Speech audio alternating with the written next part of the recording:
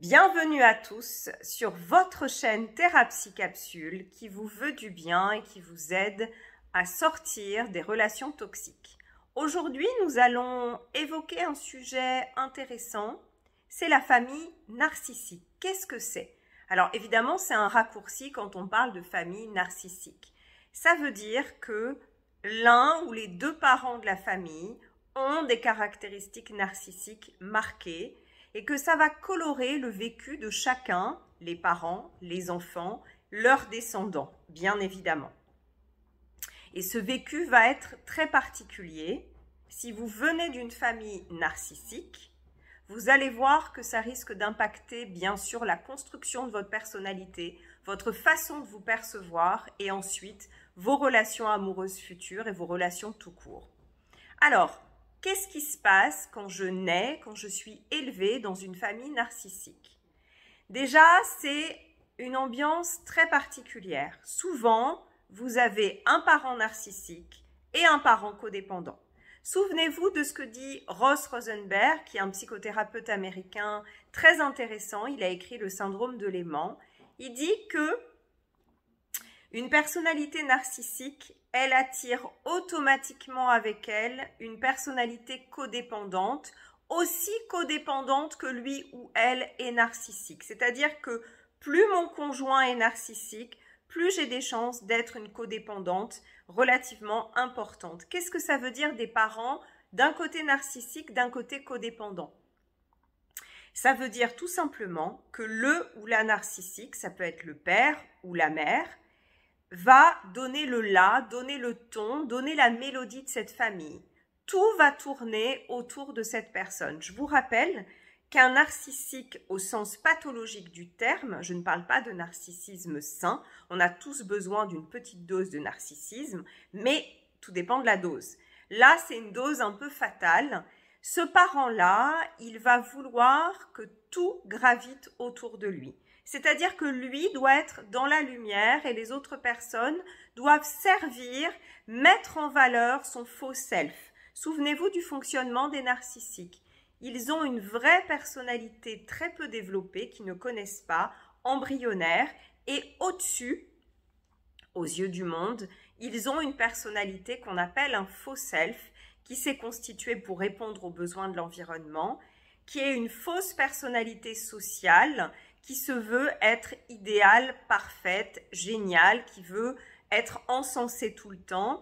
Et le narcissique, toute sa vie, il va passer à consolider son faux self, à le protéger, à faire en sorte que l'entourage le valorise. Et c'est la même chose dans la famille. Pourquoi un narcissique ou une, qui est quelqu'un de profondément égoïste, s'embêterait à avoir une famille? Tout simplement parce que socialement, pour cette personne-là, c'est quelque chose de favorable. Ça va nourrir son image de bon père de famille ou de bonne mère de famille. Simplement, ça n'est qu'une illusion. En réalité, cette personne n'a aucune qualité pour être un bon parent. Pour être un bon parent, il faut pouvoir apprécier, découvrir, aider à la construction d'une personnalité de l'enfant différente de soi. Or, nous savons que le narcissique n'en est pas capable. Quand on est parent, il s'agit dans une certaine mesure de s'oublier un petit peu. Alors, pas trop, mais les premières années de la vie de l'enfant, il est évident que les besoins de l'enfant priment. Cette personne n'en est absolument pas capable. Elle n'est pas plus capable de négocier un fonctionnement acceptable dans son couple. Donc, dans la famille narcissique, elle va prendre le pouvoir. Et comme ce conjoint narcissique est avec un codépendant, le codépendant, c'est quelqu'un qui a terriblement peur d'être abandonné. C'est quelqu'un qui va totalement se dévouer au narcissique, qui va être sa chose, qui va progressivement disparaître et qui va aplanir tous les conflits, qui va essayer de faire en sorte que ça tienne, qui va essayer de mettre du liant dans la vie de famille, mais toujours au service du narcissique. Ça veut dire que le codépendant à la base, qui pourrait être un bon parent, parce que c'est un parent qui, lui, ne souffre pas d'égocentrisme, ne souffre pas du fait d'être centré uniquement sur lui, bien au contraire, c'est quelqu'un, et ça c'est très important dans la famille narcissique, qui va être empêché par le narcissique et par le mode de fonctionnement très rigide qui préfigure dans la famille, qui vit dans la famille. C'est absolument pas dans cette famille un mode de fonctionnement souple. Les rôles sont prédéfinis au départ, les rôles des parents, mais aussi des enfants, vous allez le voir. Au départ, si vous naissez dans cette famille, on va vous attribuer un rôle. On va vous attribuer un rôle en fonction de votre sexe, de votre rang de naissance, de votre ressemblance plus ou moins importante avec le parent narcissique. C'est lui qui va décider, peut-être de votre sensibilité, peut-être de votre capacité à vous rebeller. Et ce rôle, vous allez avoir énormément de mal à en sortir. Pour en sortir, il faut carrément sortir de cette famille. Le rôle, ça va être celui du bouc émissaire ou celui du golden child. Golden child, ça veut dire enfant préféré, enfant adulé. Il y a aussi des enfants qui sont considérés comme inexistants, qui sont laissés de côté, qui sont oubliés. Et malheureusement, ce mode de fonctionnement très rigide, vous n'allez pas pouvoir de l'intérieur le faire évoluer. La seule façon pour le faire évoluer, ce serait que le narcissique sorte du décor ou que le parent codépendant prenne conscience des choses et dise stop. Ça ne se produit pas la plupart du temps. Le codépendant qui a peur d'être abandonné, il va être un satellite du narcissique, il va nourrir le narcissique et il va faire en sorte que les enfants fassent de même. Tout simplement pour éviter, parce que vous savez que les narcissiques sont des spécialistes de ça, la rage narcissique. La rage narcissique, c'est un narcissique qu'on contredit, qu'on remet en cause, qu'on interroge alors que ça ne lui plaît pas. Il va se mettre dans des états de colère extrêmes, où il fait terriblement peur. Il va utiliser toutes sortes de techniques manipulatoires pour garder sous son contrôle toute la famille. Bien évidemment, il ne faut pas croire que ces techniques de manipulation, il les réserve juste à la relation amoureuse. Il va le faire aussi dans la famille. Donc, il va d'abord faire en sorte de définir les gens par rapport à lui. C'est lui le metteur en scène, c'est lui le réalisateur de la pièce de théâtre et c'est lui qui va distribuer les rôles. Il va souvent choisir un des enfants, peut-être qui lui ressemble physiquement le plus ou qui peut être le plus docile, le plus valorisant. Il va le choisir pour en faire son double. Il ne faut pas croire que cet enfant, souvent les frères et sœurs qui s'en sortent, disent oui mais lui il avait de la chance, notre père ou notre mère ne l'attaquait pas ou beaucoup moins le valorisait. En fait non, ce n'est pas du tout un enfant qui a de la chance, c'est un enfant qui va être tout aussi niais que le bouc émissaire, simplement ça se voit moins. C'est un enfant qui va être très isolé des autres parce que les frères et sœurs ne vont pas beaucoup l'apprécier. Ils vont penser qu'il en est responsable. Et il faut savoir que le narcissique sème la discorde et la zizanie. C'est toujours le principe diviser pour mieux régner au sein de la fratrie. Bien évidemment, il faut qu'il empêche à tout prix la prise de conscience et la possibilité de rébellion des différents membres. Donc, il va s'associer à certains contre d'autres. Il va créer des alliances des fois durables, des fois juste transitoires. Les enfants, s'ils se rapprochent les uns des autres, un peu plus grands, vont se rendre compte que le parent narcissique dit du mal des uns aux autres et réciproquement. Le but, c'est d'isoler chacun, de faire en sorte que chacun ne puisse pas se rapprocher des autres pour voir son mode de fonctionnement et pour le dénoncer. Malheureusement, dans la famille narcissique, on est très seul. On ne peut pas compter sur le parent codépendant qui est très affaibli.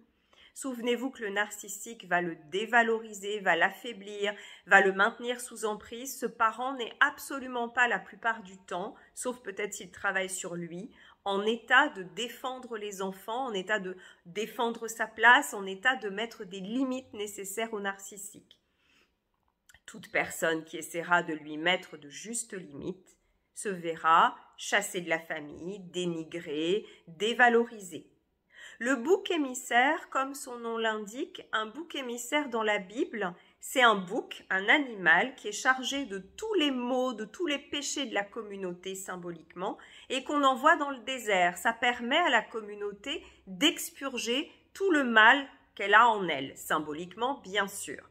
Dans cette famille, ça va être la même chose. Il y a beaucoup de problèmes dans cette famille. Il y a la négation de l'altérité. On ne reconnaît pas la personnalité des uns et des autres pour ce qu'elle est. Il n'y a pas l'autorisation de réussir pleinement. Il faut réussir, il faut réussir quelque chose sans faire de l'ombre au narcissique. Il faut réussir uniquement si on lui est redevable et s'il peut en tirer un bénéfice. C'est donc très compliqué.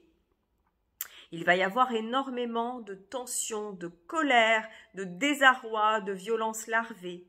Et le bouc émissaire va servir de fusible, c'est-à-dire que le narcissique et malheureusement le codépendant à sa suite vont souvent charger un enfant peut-être plus sensible, qui voit plus clair, qui se rebelle, peut-être pas du bon sexe à leurs yeux, de tout ce qui ne va pas dans la famille. On va dire, ça va être le mouton noir, et on va dire, ben, c'est la faute d'Henri, si les parents ne s'entendent pas, si, je ne sais pas, si le narcissique qui des fois consomme de l'alcool ou autre, consomme trop d'alcool, ça va être, c'est la faute d'Henri, il a mis en colère papa et papa boit. On va avoir ce genre d'explications simplistes, bien évidemment fausses, et malheureusement, l'enfant qui est chargé du rôle du bouc émissaire, ça va être très difficile pour lui de s'en extraire parce que systématiquement, on va pointer toutes ces défaillances, on va les majorer. Ça arrange symboliquement le narcissique et la famille, qu'il aille mal. Et à partir du moment où ce bouc émissaire, que j'encourage à s'extraire de ce mode de fonctionnement, s'extrait, on va chercher un autre bouc émissaire. On va continuer à se diviser et la famille n'ira absolument pas mieux, bien évidemment. C'est très dommage parce que du coup, les notions d'amour, de solidarité n'existent pas dans ces familles. On pousse les enfants à l'individualisme, on pousse les enfants à l'aveuglement. Malheureusement, le gaslighting, c'est-à-dire la négation des émotions, la négation de la réalité, prévaut. Et les enfants ne vont pas apprendre à écouter leurs besoins, à les exprimer, à négocier, à se faire confiance, à avoir le droit de faire des erreurs. Dans cette famille, on pratique une communication perverse qui n'en est pas une, c'est-à-dire qu'on parle pour ne pas parler, on parle pour ne pas échanger. Ça paraît paradoxal, mais c'est la réalité. Cette famille fait donc d'énormes dégâts, puisque je vous rappelle le stade du miroir, quand on est tout petit, la seule façon qu'on a de se voir, de voir nos caractéristiques, de voir nos qualités, de se comprendre, c'est d'avoir un regard positif sur soi, plutôt de nos éducateurs, de nos parents. Et là, eh bien, évidemment, ce regard est totalement faux, puisque le narcissique ne reflète que ce qui l'intéresse. Souvenez-vous que son problème principal, outre l'absence d'empathie, c'est qu'il ne peut pas refléter une réalité différente de la sienne. Lui-même n'a pas accès à sa véritable identité. Donc, il ne peut absolument pas aider les enfants à prendre conscience de leur véritable identité. Et ces enfants ne vont pas se connaître. Ils vont arriver à l'âge adulte avec deux modèles opposés. Souvent, ils vont choisir l'un ou l'autre. C'est le modèle soit du narcissique, parce que malheureusement, certains des enfants vont voir que le narcissique s'en sort mieux en apparence que le parent codépendant, qu'il souffre en apparence un peu moins, et il risque d'emprunter ce modèle-là, ou au contraire le modèle de la victime, le modèle du codépendant, et ces personnes qui subissent ça risquent de le subir de nouveau dans leur relation amoureuse ultérieure.